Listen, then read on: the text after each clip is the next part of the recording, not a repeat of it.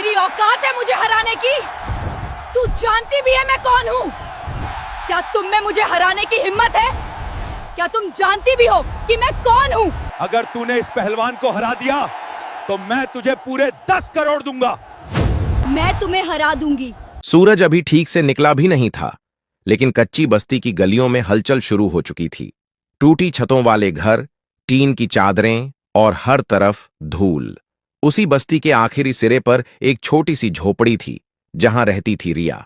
उम्र सिर्फ 15 साल, कद छोटा, शरीर दुबला, लेकिन आंखों में एक अजीब सी गहराई थी, ऐसी गहराई जो उम्र से पहले हालात दे देते हैं। रिया के माँ बाप दोनों मजदूरी करते थे। माँ ईंटें उठाती थीं, पिता निर्माण साइट पर सीमेंट और सरियां ढोते थे। दिन भर की मेहनत के बाद जो पैसे मिलते, उसी से चूल्हा जलता। कई बार तो सिर्फ सूखी रोटी और नमक में ही रात कट जाती। फिर भी घर में एक चीज कभी कम नहीं थी, हिम्मत। उस दिन भी रिया की माँ उसे सुबह उठाकर बोली, जल्दी उठ बेटा, आज तेरे पिता को साथ ले जाना है साइट पर, कल से ठीक नहीं लग रहे। पिता खाट पर लेटे थे, चेहरा पीला, सांस भारी। उन्होंने उठने की कोशिश की, लेकिन बदन साथ नहीं दे रहा था। आज मत जा, रिया ने पहली बार डर के साथ कहा। पिता ने जबरदस्ती मुस्कान लाई, नहीं जाऊंगा तो खाएंगे क्या? वो गए, लेकिन शाम को जब लौटे तो हाल और बिगड़ चुका था। तेज बुखार, खांसी और आंखों में दर्द। मां घबरा गई। पड़ोस की औरत बोली, डॉक्टर को दिखाओ। मां ने खाली बर्तन की तरफ देखा और चुप रह गई। इलाज नहीं हुआ। 2 दिन, फिर 3 दिन। हालत बिगड़ती गई। पिता अब उठ भी नहीं पा रहे थे, सांस जैसे सीने में अटक जाती। रिया रात को बैठकर उनके पास हाथ पकड़कर बैठी रहती। हर खांसी पर उसका दिल कांप जाता। चौथे दिन डॉक्टर को बुलाया गया। उसने देखा, सुना, फिर सीधा बोल दिया, इन्फेक्शन बहुत बढ़ गया है, अभी इलाज शुरू नहीं किया तो जान को खतरा है। मां ने कांपती आवाज में पूछा, कितना खर्च आएगा? डॉक्टर ने जो रकम बताई वो रिया के लिए किसी और दुनिया का नंबर था। डॉक्टर चला गया। झोपड़ी में सन्नाटा छा गया। मां रोने लगी, मैं क्या करूं बेटा, कुछ नहीं है हमारे पास। उसी रात रिया बाहर बैठी थी। आसमान में तारे थे, लेकिन उसे अंधेरा ही दिख रहा था। तभी दूर से ढोल की आवाज आई, साथ में शोर। कोई चिल्ला रहा था, शहर के मैदान में आज बड़ा दंगल, जीतने वाले को मिलेगा बड़ा इनाम। रिया का ध्यान वहीं अटक गया। दंगल। उसे याद आया, बचपन में पिता उसे कुश्ती दिखाने ले जाते थे। मिट्टी का अखाड़ा, ताकत, दांव और जीत। पिता हमेशा कहते थे, ताकत शरीर में नहीं, हिम्मत में होती है। रिया की मुट्ठी अपने आप भींच गई। उसके सामने पिता का चेहरा आ गया, कमजोर, बेबस। उस रात पहली बार रिया ने एक फैसला किया, ऐसा फैसला जो उसकी जिंदगी की दिशा बदलने वाला था। अगली सुबह वह शहर की तरफ चल पड़ी। उसे नहीं पता था आगे क्या होगा, बस इतना पता था, अब कुछ करना जरूरी है। सुबह की हवा ठंडी थी, लेकिन रिया के कदमों में हिचक नहीं थी। झोपड़ी से निकलते वक्त उसने पीछे मुड़कर देखा। पिता खाट पर बेसुध पड़े थे। मां उनके सिरहाने बैठी थीं, आंखें सूजी हुईं। रिया कुछ नहीं बोली। अगर बोलती तो शायद रुक जाती, और रुकना अब उसके लिए मना था। उसके पास न पैसे थे, न कोई सही रास्ता। बस शहर का नाम पता था और दंगल की आवाज जो रात में सुनी थी। वह पैदल ही चल पड़ी। कच्ची सड़क, फिर पक्की सड़क। रास्ते में बसें निकलतीं, लोग जल्दी में होते। कोई उसे देखता भी नहीं। एक 15 साल की लड़की, फटी चप्पल, साधारण कपड़े, किसे फर्क पड़ता? चलते चलते उसके पैरों में छाले पड़ गए, लेकिन हर दर्द के साथ उसे पिता की खांसी याद आती। वह रुकती नहीं। दोपहर तक वह शहर के बाहरी इलाके में पहुंच गई। वहां माहौल बिल्कुल अलग था। ऊंची इमारतें, शोर, गाड़ियों की आवाज और भीड़। पूछते पूछते वह मैदान तक पहुंची। दूर से ही ढोल सुनाई दे रहे थे। बड़े बड़े पोस्टर लगे थे। लोगों की भीड़ जमा थी। कुछ हंस रहे थे, कुछ दांव की बातें कर रहे थे। बीच में अस्थाई अखाड़ा बनाया गया था। चारों तरफ रस्सियां, अंदर मिट्टी। रिया थोड़ी देर दूर खड़ी रही। उसने देखा, महिलाएं कुश्ती लड़ रही थीं। कोई भारी शरीर वाली, कोई लंबी चौड़ी। उनके चेहरे पर आत्मविश्वास था। तालियों की गूंज में वे एक दूसरे को पटक रही थीं। रिया का दिल तेज धड़कने लगा। मैं यहां क्या करने आई हूं? एक पल को उसके मन में डर आया, लेकिन फिर उसने खुद से कहा, अगर मैं नहीं करूंगी तो कौन करेगा। वह धीरे धीरे आगे बढ़ी। अखाड़े के पास खड़े एक आदमी से बोली, ये दंगल कैसे लड़ा जाता है। आदमी ने ऊपर से नीचे देखा और हंस दिया। तू यहां, बच्ची घर जा। रिया ने नजरें नहीं झुकाईं। मुझे लड़ना है। उस आदमी की हंसी रुक गई। नाम? रिया। उम्र? 15। पास खड़े कुछ लोग हंस पड़े। अरे छोड़ो, इसे चोट लग जाएगी। उसी वक्त एक भारी आवाज आई। कौन है ये? ये दंगल का मालिक था। मोटा शरीर, सोने की चेन, आंखों में चालाकी। उसने रिया को देखा। लड़ना चाहती है? रिया ने सिर हिलाया। क्यों?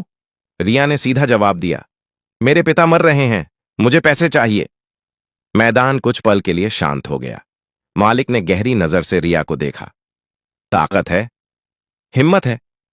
रिया का जवाब छोटा था लेकिन सीधा दिल पर लगा। मालिक मुस्कुराया। ठीक है, आज एक महिला पहलवान है, सबसे ताकतवर। अगर तू उसे हरा दे, उसने जानबूझकर रुककर कहा, तो मैं तुझे 10 करोड़ दूंगा। भीड़ में शोर मच गया। पागल हो गया है, यह मर जाएगी। रिया के कानों में शोर नहीं गया। उसके दिमाग में सिर्फ एक चीज थी, इलाज, अस्पताल, दवाइयां। उसने बिना सोचे कहा, मंजूर है। अखाड़े में सन्नाटा छा गया। आज यह सिर्फ दंगल नहीं था, यह रिया की जिंदगी का सबसे बड़ा कदम था। रिया को अखाड़े के अंदर ले जाया गया। मिट्टी की गंध नाक में भर गई। ये गंध उसे अजीब तरह से जानी पहचानी लगी। बचपन में पिता जब कभी कुश्ती दिखाने ले जाते थे, वही मिट्टी, वही एहसास। फर्क बस इतना था कि तब वह दर्शक थी और आज खुद दांव पर थी। अखाड़े के एक कोने में वह चुपचाप खड़ी रही। सामने से जो महिला पहलवान आ रही थी, उसे देखकर रिया का दिल एक पल के लिए बैठ सा गया। वह औरत लंबी थी, कंधे चौड़े, बाजू मजबूत। उसकी चाल में आत्मविश्वास था, जैसे उसे पहले से पता हो कि जीत उसी की है। भीड़ उसका नाम चिल्ला रही थी। वह इस दंगल की सबसे खतरनाक पहलवान मानी जाती थी। दंगल का मालिक माइक लेकर बोला, आज का मुकाबला खास है। सामने है हमारी सबसे ताकतवर महिला पहलवान और उसके सामने एक चुनौती देने वाली लड़की। लोग हंस पड़े। अगर यह लड़की जीत गई तो इनाम होगा 10 करोड़। रिया के कानों में तालियों और हंसी की आवाजें गूंजने लगीं। किसी ने कहा, बेचारी बच्ची। किसी ने कहा, 2 मिनट भी नहीं टिकेगी। रिया ने गहरी सांस ली। उसने मिट्टी उठाकर अपने माथे से लगाई। उसके हाथ कांप रहे थे, लेकिन उसने उन्हें कसकर बांध लिया। डर लग रहा है, उसने मन ही मन कहा। फिर खुद को जवाब दिया, डर लगे बिना हिम्मत की कीमत नहीं होती। उसकी आंखों के सामने पिता का चेहरा आ गया, बिस्तर पर पड़े, कमजोर, सांस के लिए जूझते हुए। वही तस्वीर उसे सीधा खड़ा कर रही थी। अनाउंसर ने गिनती शुरू की। 1, 2, 3। 3 होते ही सामने वाली महिला बिजली की तरह आगे बढ़ी। उसका वार सीधा और तेज था। रिया संभल भी नहीं पाई। एक ही झटके में वह जमीन पर गिर पड़ी। उसकी पीठ मिट्टी से टकराई। सांस अटक गई। आंखों के आगे अंधेरा सा छा गया। भीड़ से आवाज आई, खत्म। बस यही था। महिला पहलवान ऊपर खड़ी हंस रही थी। उठ जा बच्ची, वरना चोट लग जाएगी। रिया ने दांत भींचे। दर्द पूरे शरीर में फैल चुका था, लेकिन उसी दर्द के बीच उसे पिता की आवाज याद आई, गिरने से मत डरना, उठना सीख लेना। उसने जमीन पर हथेली टेकी और धीरे धीरे उठ खड़ी हुई। भीड़ में हलचल हुई। अरे उठ गई! महिला पहलवान फिर झपटी। इस बार रिया ने सीधा सामना नहीं किया। वह एक कदम पीछे हटी। वार खाली गया। यह देखकर महिला को गुस्सा आया। उसने और जोर लगाया। रिया बार बार गिर रही थी, लेकिन हर बार थोड़ा सा बच निकलती। वह समझ रही थी, अगर वह ताकत से भिड़ेगी तो हारेगी। उसे इंतजार करना होगा, सही पल का। कुछ मिनटों में ही भारी महिला की सांसें तेज होने लगीं। उसका वजन, उसकी ताकत, सब उसके खिलाफ काम करने लगे। रिया यह सब देख रही थी। उसकी आंखों में डर अब कम और ध्यान ज्यादा था। भीड़ अब चुप थी। सब देख रहे थे, यह लड़की टूटी नहीं है। और वहीं से मुकाबले ने नया मोड़ लेना शुरू किया। अखाड़े की मिट्टी अब दोनों के पसीने से गीली हो चुकी थी। रिया की सांस तेज चल रही थी, लेकिन उसके दिमाग में अजीब सी शांति थी। उसे समझ आ गया था कि यह मुकाबला ताकत का नहीं, समझ का है। भारी महिला पहलवान को गुस्सा आ रहा था। उसे आदत थी कि सामने वाला 2-4 वार में ही ढेर हो जाए। लेकिन यह लड़की बार बार गिरकर भी उठ रही थी। ज्यादा चालाकी मत कर, उसने दांत पीसते हुए कहा और फिर पूरी ताकत से झपटी। इस बार रिया तैयार थी। उसने आखिरी पल में शरीर घुमाया, वार खाली गया। महिला का संतुलन बिगड़ा। रिया ने उसी पल उसका हाथ पकड़ लिया। यह पकड़ कमजोर थी लेकिन सही जगह थी। महिला ने झटका दिया और रिया फिर जमीन पर गिर गई, लेकिन इस बार उसने हाथ नहीं छोड़ा। मिट्टी उड़ी, भीड़ में हलचल मच गई। देखो, हाथ पकड़ा है। महिला ने जोर लगाया लेकिन उसका वजन आगे की तरफ झुक गया। रिया को बस यही चाहिए था। उसने अपने पैरों को जमीन में टिकाया और पूरी ताकत नहीं, पूरा दिमाग लगाकर खींचा। महिला घुटनों के बल आ गई। यह पहली बार था जब वह झुकी थी। भीड़ सन्न रह गई। दंगल का मालिक आगे झुककर देखने लगा। यह लड़की, उसने मन ही मन कहा, खतरनाक है। महिला पहलवान अब पूरी तरह सावधान हो चुकी थी। वह समझ गई थी कि सामने कोई कमजोर बच्ची नहीं है। यह लड़की चोट सहकर सीख रही है। महिला ने रिया को धक्का दिया। रिया दूर जा गिरी। उसकी कोहनी छिल गई। खून की हल्की धार मिट्टी में मिल गई। दर्द तेज था, लेकिन रिया ने उस पर ध्यान नहीं दिया। उसके कानों में मां की आवाज गूंज रही थी, जब शरीर जवाब देने लगे तब दिमाग संभालना। रिया उठी। उसकी आंखों में अब डर नहीं था, सिर्फ एक जिद थी। दोनों फिर आमने सामने थीं, सांसें भारी। महिला ने फिर हमला किया, इस बार धीरे लेकिन दबाव के साथ। वह रिया को नीचे दबाने लगी। वजन भारी था। रिया की छाती पर दबाव पड़ा। सांस लेना मुश्किल हो गया। भीड़ में किसी ने कहा, अब खत्म। रिया की आंखों के सामने अंधेरा छाने लगा, लेकिन उसी अंधेरे में उसे पिता की खांसी सुनाई दी। रात की वही आवाज, वही डर। उसने अचानक अपना घुटना मोड़ा, शरीर घुमाया और महिला की पकड़ ढीली होते ही फिसल गई। महिला का वजन आगे गिरा। रिया ने पीछे से पैर फंसाया। धड़ाम! महिला पहलवान पहली बार पूरी तरह जमीन पर गिरी। अखाड़ा गूंज उठा। तालियां नहीं, हैरानी की आवाजें। यह कैसे हो गया? महिला हड़बड़ाकर उठी। उसकी आंखों में अब घमंड नहीं था, अब मुकाबला बराबरी का हो चुका था। रिया हाँफ रही थी, लेकिन उसके चेहरे पर एक पल की भी खुशी नहीं थी। वह जानती थी अभी जीत दूर है, लेकिन अब उसे रास्ता दिखने लगा था, और जब रास्ता दिख जाए तो गरीब की बेटी भी दंगल पलट सकती है। अखाड़े में अब शोर नहीं था, न हंसी न मजाक। जो लोग कुछ देर पहले रिया को देखकर मुस्कुरा रहे थे, अब खड़े होकर देख रहे थे। सबको समझ आ गया था कि यह दंगल साधारण नहीं रहा। भारी महिला पहलवान ने अपनी गर्दन घुमाई, कंधे झटके। उसकी सांसें अब पहले जैसी नहीं थीं। ताकत अब भी थी, लेकिन लय टूट चुकी थी। रिया सामने खड़ी थी, थकी हुई, चोटिल, लेकिन आंखों में एक अजीब सी चमक थी, जैसे अंदर कहीं आग जल रही हो। महिला ने फिर हमला किया। इस बार वह सीधा नहीं आई। उसने दबाव बनाया, धीरे धीरे आगे बढ़ी, वजन डालती हुई। रिया पीछे हटी। एक कदम, फिर दूसरा। लोगों को लगा वह डर रही है, लेकिन सच यह था कि रिया समय खरीद रही थी। हर कदम के साथ वह महिला की सांसें गिन रही थी। हर भारी सांस उसके लिए एक इशारा थी। थोड़ा और, बस थोड़ा और, रिया ने मन ही मन कहा। अचानक महिला ने तेजी से झपट्टा मारा। यही उसकी गलती थी। रिया ने नीचे झुककर उसका हाथ पकड़ा, घूमी और उसके वजन को आगे जाने दिया। महिला का संतुलन फिर बिगड़ा। दोनों जमीन पर लुढ़क गईं। मिट्टी उड़ रही थी। पसीना आंखों में जा रहा था। रिया का शरीर दर्द से भर चुका था। हर सांस के साथ सीने में जलन हो रही थी। महिला ने पूरी ताकत लगाकर उसे दबाने की कोशिश की।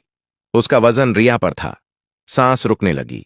भीड़ से आवाज आई, बस, अब नहीं बचेगी। रिया की आंखें बंद होने लगीं। उसी पल उसे मां की आवाज याद आई, जब लगे कि सब खत्म हो गया है, तभी आखिरी दांव लगाना। उसने अपने अंदर बची आखिरी ताकत नहीं, आखिरी जिद निकाली। उसने पैर मोड़ा, कमर घुमाई और अचानक झटका दिया। महिला का शरीर पलटा। इस बार वह पूरी तरह नीचे आ गई। अखाड़ा सन्न रह गया। महिला ने उठने की कोशिश की, लेकिन रिया पहले से तैयार थी। उसने तुरंत पकड़ बनाई। यह पकड़ कसी हुई नहीं थी, लेकिन सही जगह थी, सांस पर असर डालने वाली। महिला छटपटाने लगी। उसकी बाजू कांप रही थीं। रिया के हाथ भी कांप रहे थे। उसे लग रहा था जैसे अभी गिर जाएगी, लेकिन उसने खुद से कहा, अगर मैं गिरी तो मेरे पिता भी हार जाएंगे। महिला ने आखिरी कोशिश की। छोड़ दे, तू बच्ची है, उसने हाँफते हुए कहा। रिया की आंखों से आंसू बह निकले। लेकिन उसकी आवाज साफ थी। मैं बच्ची नहीं हूं, मैं मजबूर हूं। उसने पकड़ और मजबूत कर ली। कुछ सेकंड बीते। महिला की ताकत जवाब देने लगी। उसकी बाजू डीली पड़ी और उसी पल अनाउंसर की आवाज गूंजी, मुकाबला खत्म, विजेता रिया। अखाड़ा फट पड़ा। तालियां, शोर, हैरानी। रिया को कुछ सुनाई नहीं दिया। वह वहीं मिट्टी में बैठ गई। सांसें बिखरी हुई थीं। शरीर कांप रहा था, लेकिन उसके चेहरे पर पहली बार एक हल्की सी मुस्कान थी। यह जीत सिर्फ दंगल की नहीं थी, यह एक बेटी की जीत थी, जो हार मानने से पहले मर जाना बेहतर समझती थी। अखाड़े में शोर अब भी गूंज रहा था, लेकिन रिया के लिए सब धुंधला हो चुका था। तालियों की आवाज दूर लग रही थी, जैसे किसी और दुनिया से आ रही हो। वह मिट्टी में बैठी थी, सिर झुका हुआ, सांसें अब भी काबू में नहीं थीं। शरीर थका था, लेकिन दिल तेज धड़क रहा था। दंगल का मालिक खुद अखाड़े के अंदर आया। उसके चेहरे पर हैरानी थी, साथ में एक व्यापारी जैसी मुस्कान। लड़की, उसने आवाज दी, तूने कमाल कर दिया। रिया ने सिर उठाया। उसकी आंखों में न खुशी थी न गर्व। मेरे पिता, उसने बस इतना कहा, वो बहुत बीमार हैं। मालिक कुछ पल चुप रहा, फिर उसने इशारे से अपने आदमी को बुलाया। एक बड़ा सा काला बैग अखाड़े में रखा गया। 10 करोड़, मालिक बोला, जैसा वादा किया था। भीड़ में फिर शोर मच गया। कोई चिल्लाया, कोई सीटी बजाने लगा। रिया ने बैग की तरफ देखा, लेकिन हाथ नहीं बढ़ाया।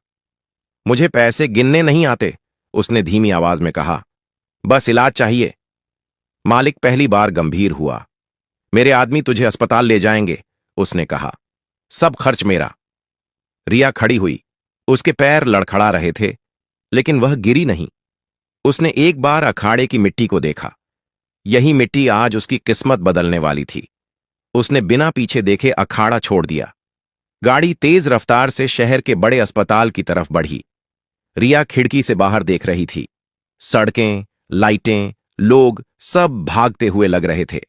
उसके दिमाग में सिर्फ एक डर था, अगर देर हो गई तो। अस्पताल पहुंचते ही डॉक्टरों ने पिता को स्ट्रेचर पर लिया। जांच शुरू हुई। रिया बाहर बेंच पर बैठ गई। उसके कपड़े अभी भी मिट्टी और खून से सने थे। हाथ कांप रहे थे। घंटे बीतते गए। रिया ने पहली बार आंखें बंद कीं। उसे लगा जैसे मां की गोद में सिर रख दिया हो।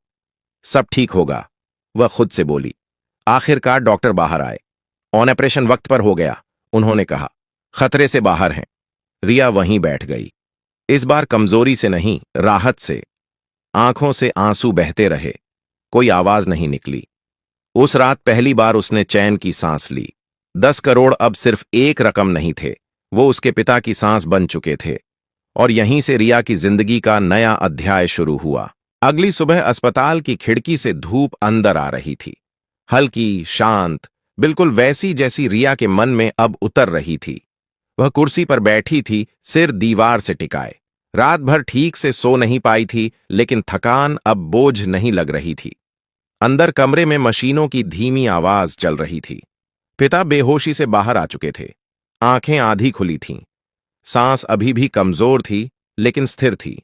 यही रिया के लिए सबसे बड़ी जीत थी। डॉक्टर ने आकर बताया कि इलाज लंबा चलेगा, दवाइयां, देखभाल, आराम, लेकिन जान का खतरा अब नहीं है, डॉक्टर ने साफ कहा।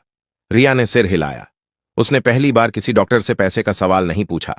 अब डर नहीं था, अब सिर्फ जिम्मेदारी थी। पिता की आंखें खुलीं। उन्होंने रिया को देखा। कुछ पल तक पहचानने की कोशिश करते रहे, फिर होंठ हिले। बेटी। रिया तुरंत उठकर पास गई। उसका हाथ पकड़ लिया। मैं यहीं हूं बाबा। पिता की आंखों में नमी आ गई। तू काम पर क्यों नहीं गई? रिया कुछ नहीं बोली, वह बस मुस्कुरा दी। कुछ देर बाद मां भी अंदर आई। रात भर रोने के बाद उसका चेहरा थका हुआ था, लेकिन जब उसने पति को होश में देखा तो वहीं बैठकर फूट फूट कर रो पड़ी। इस बार यह रोना डर का नहीं था। अस्पताल के बाहर दंगल के मालिक का आदमी खड़ा था। उसने आकर बताया कि पैसे सुरक्षित रखे गए हैं। इलाज के बाद रहने के लिए छोटा सा घर भी दिलवाया जाएगा। रिया ने बस इतना कहा, मेरे पिता ठीक हो जाएं, वही काफी है। खबर धीरे धीरे फैलने लगी। वही लड़की, वही दंगल। लोग अस्पताल के बाहर आकर पूछने लगे, कुछ देखने, कुछ यकीन करने। वही है क्या? इतनी छोटी उम्र में? रिया किसी से नहीं मिली। उसे कहानी बनने का शौक नहीं था, उसे बस अपना घर बचाना था। कुछ दिन बाद पिता की हालत में सुधार दिखने लगा। खांसी कम हुई, आंखों में जान लौटी। एक दिन उन्होंने रिया से पूछा, तूने क्या किया था? रिया चुप रही। मां ने धीरे से कहा, इसने दंगल जीता। पिता ने कुछ नहीं कहा, बस रिया को देखते रहे। उनकी आंखों में गर्व था, लेकिन उससे भी ज्यादा चिंता। अब कुछ मत करना ऐसा, उन्होंने कमजोर आवाज में कहा। रिया ने सिर झुका लिया। अब नहीं करना पड़ेगा बाबा। उस शाम जब रिया अस्पताल की छत पर खड़ी थी, शहर की रोशनी नीचे फैली हुई थी। उसे पहली बार लगा कि यह शहर अब उतना डरावना नहीं है। उसने अपने हाथ देखे। चोट के निशान अब भी थे, लेकिन वे उसे कमजोर नहीं, मजबूत लग रहे थे, क्योंकि ये निशान याद दिला रहे थे कि जब हालात सबसे नीचे ले जाते हैं, तभी इंसान खुद को ऊपर उठाना सीखता है। समय धीरे धीरे आगे बढ़ने लगा। अस्पताल के सफेद कमरे अब रिया को डराते नहीं थे। पिता की तबीयत हर दिन थोड़ी बेहतर होती जा रही थी। वह अब खुद बैठ पाते थे, पानी पी लेते थे और कभी कभी हल्की मुस्कान भी आ जाती थी। ये छोटी छोटी बातें रिया के लिए किसी खजाने से कम नहीं थीं। इलाज पूरा होने के बाद डॉक्टर ने उन्हें छुट्टी दे दी। दंगल के मालिक के आदमी ने जैसा कहा था वैसा ही हुआ। शहर के किनारे एक छोटा सा पक्का घर मिला, न ज्यादा बड़ा न बहुत सुंदर, लेकिन सुरक्षित। छत टपकती नहीं थी, दरवाजा ठीक से बंद होता था। रिया की मां ने पहली बार सुकून की सांस ली। पिता जब उस घर में पहली बार लेटे तो आंखें बंद कर लीं। लगता है सपना देख रहा हूं, उन्होंने कहा। रिया ने पास बैठकर जवाब दिया, नहीं बाबा, अब बुरा सपना खत्म हो गया है। लेकिन रिया के लिए कहानी यहीं खत्म नहीं हुई थी। दंगल की खबर पूरे शहर में फैल चुकी थी।